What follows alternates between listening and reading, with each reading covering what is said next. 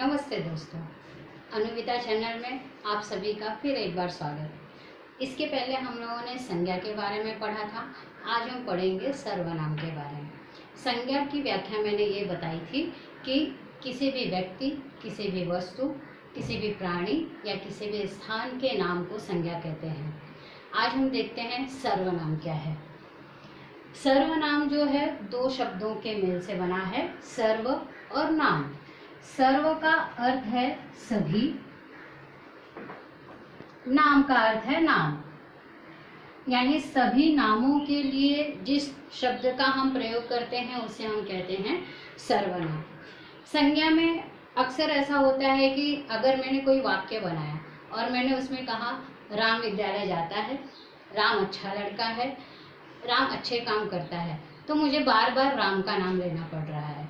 लेकिन अगर हम संज्ञा के बदले में सर्वनाम का जब प्रयोग करते हैं तो हमें संज्ञा एक ही बार यूज़ करनी होती है।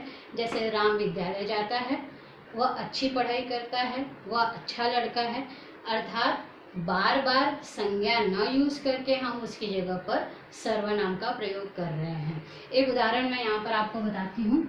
जैसे श्याम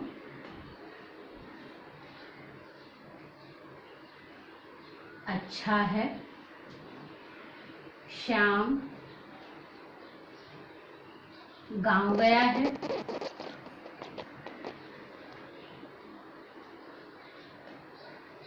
श्याम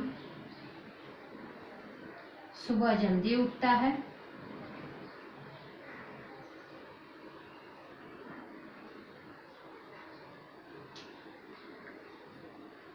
यहाँ पर हमें बार बार श्याम का नाम लेना पड़ रहा है। लेकिन बार बार श्याम का नाम न लेकर अगर हम सिर्फ एक बार श्याम का नाम लेते हैं और दूसरी बार जब श्याम आता है उसकी जगह पर हम वह यूज़ करते हैं, यहाँ वह यूज़ करते हैं, तो संज्ञा की जगह पर हम जिस नए शब्द का प्रयोग कर रहे हैं वह क्या हो गया, सर्वनाम हो गया। तो सर्वनाम की यही परिभाषा है। संज्ञा के बदले में जिन शब्दों का प्रयोग किया जाता है उसे सर्वनाम कहते हैं। अब यहाँ पर हमने सर्वनाम के 6 प्रकार बताए हुए हैं। पुरुषवाचक सर्वनाम, निश्चयवाचक सर्वनाम, अनिश्चयवाचक सर्वनाम, संबंधवाचक सर्वनाम, प्रश्नवाचक सर्वनाम और निजवाचक सर्वनाम। तो सबसे पहले देखते हैं पुरुषवाचक सर्वनाम क्या है।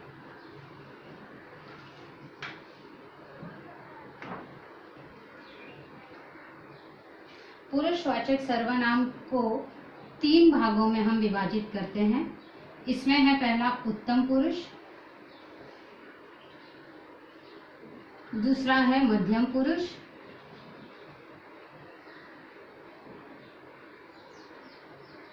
और तीसरा है अन्य पुरुष।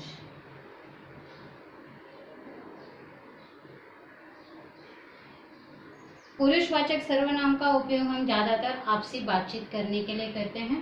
जैसे उत्तम पुरुष यानी जो बात कर रहा है, मध्यम पुरुष जिससे वो बात कर रहा है, अन्य पुरुष का अर्थ है जिसके बारे में वह बात कर रहा है।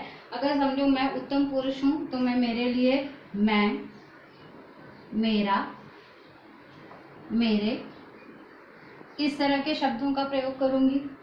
जिससे मैं बात कर रही हूँ उसके लिए मैं तुम, तुम्हारा, तुम्हारे इस तरह के शब्दों का प्रयोग करूंगी। और अन्य पुरुष यानी जिसके बारे में हम बात कर रहे हैं उसका,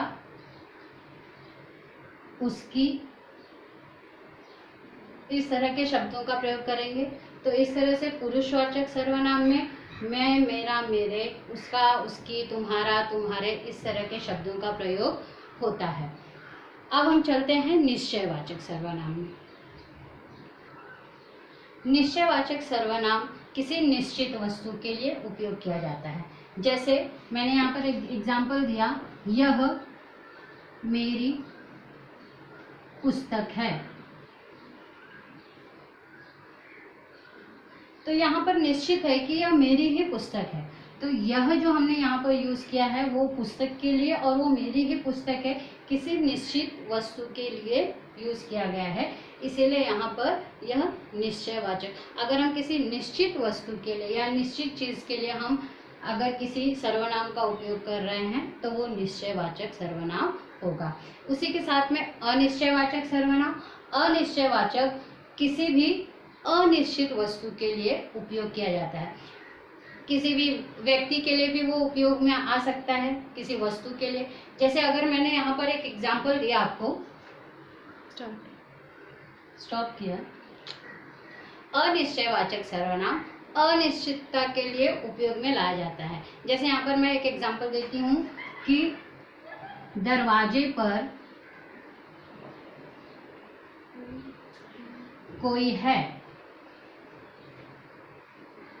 दरवाजे पर कोई है। अब कोई कौन है ये हमने उसको देखा नहीं है, लेकिन कोई तो है जो बेल बजा रहा है। तो यहाँ पर निश्चित नहीं है कि कौन है, पापा है, मम्मी है, कोई रिलेटिव है, कौन है। तो यहाँ पर अनिश्चितता इस शब्द से व्यक्त हो रही है। तो ऐसे शब्द जो हमें कोई अनिश्चितता बताते हैं उसे हम क्या कहते हैं, अनिश्चयवाचक सर्वनाम। अब इसमें एक और उदाहरण देखते हैं। जैसे पिताजी ने कुछ पैसे दिए। इस वाक्य में पिताजी ने कुछ पैसे दिए। अब कितने पैसे दिए वो निश्चित नहीं है। 1 लाख दिए, 2 लाख दिए, 1 आने दिए, 2 आने दिए, कितने दिए वो निश्चित नहीं है। तो कुछ ये अनिश्चितता बताता है। तो ऐसे शब्द जो कि अनिश्चितता बताते हो, अनिश्चित हो, उसे हम उन शब्दों को हम क्या कहेंगे, अनिश्चयवाचक सर्वनाम। अब आगे चलते हैं संबंधवाचक सर्वनाम में। संबंधवाचक सर्वनाम में ऐसे शब्दों का प्रयोग किया जाता है जो कि वाक्य का दूसरे वाक्य के साथ संबंध बताते हैं। और इसमें ज्यादातर, जैसा कि हम देखते हैं कि इसमें ज्यादातर राइमिंग वर्ड्स का यूज होता है। जैसे कि एग्जांपल देती हूँ, जैसी करनी,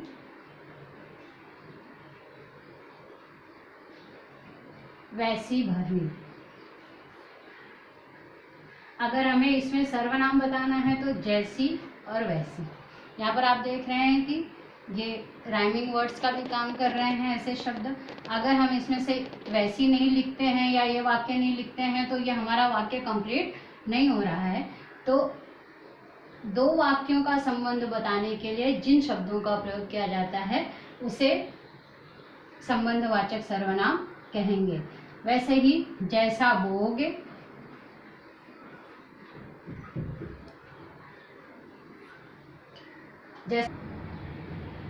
यहाँ पर आप देख सकते हैं जैसा और वैसा, ये दोनों शब्द क्या कर रहे हैं, इस वाक्य को पूर्ण करने में